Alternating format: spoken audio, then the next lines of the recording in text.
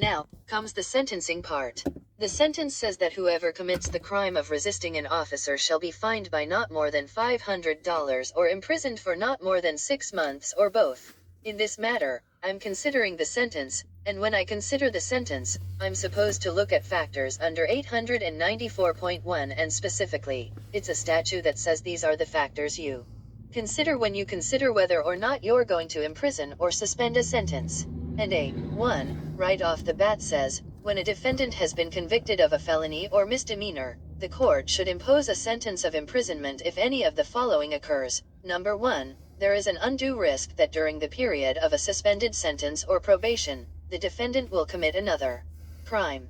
Well, if it's the crime of not providing your name, I assume you probably would, because this is apparently what you do. You travel and put yourself in circumstances where you can challenge the local authorities, so that's possible. But more concerned me is B, and B is what really bothers me. B says, the following grounds, while not controlling the discretion of the court, shall be afforded weight in its determination of suspension of a sentence or probation.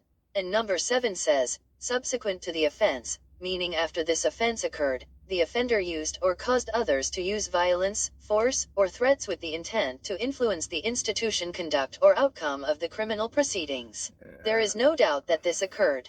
I can tell you because this court has been contacted. This clerk's office has been contacted. I have been emailed, relentlessly, threatening that things need to be done or things will happen. I addressed this with you. I addressed this with you in court and said, you know, these are not good things, and you said, I don't tell people what to do. And I said, well, it would make sense to contact and say, you should back off and let the court handle this proceeding. Ms. Parker testified that she received death threats, harassment, intimidation. For what? For being a librarian? That's not an officer. That's not a court, an elected official, or an elected marshal. These are people who are just doing their job. They don't deserve that. They don't deserve that kind of harassment, that kind of intimidation, those kind of threats. That's not how things work. You have a right to a trial. I've given you every opportunity in this courtroom, every opportunity, delays, you name it.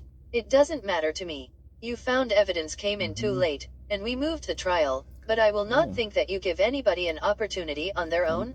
You do not afford other people the same rights that you want. You could have easily used your public forum to tell people to back off and quit harassing people. You didn't. You told me you wouldn't, because that's not your position to do. Well, that's your choice, but I think it's despicable to do that to individuals who are just working in a library. I don't understand that. I really don't. As I told you before, I'm an elected official. People are going to throw tomatoes at me. It's part of the job. I don't care. But I won't have it for individuals who do nothing but service a library. That's wrong, and your followers have never stopped.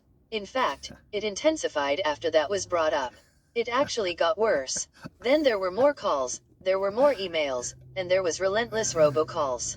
So whether you intentionally egged it on or refused to stop it, it was interesting that right after that it increased.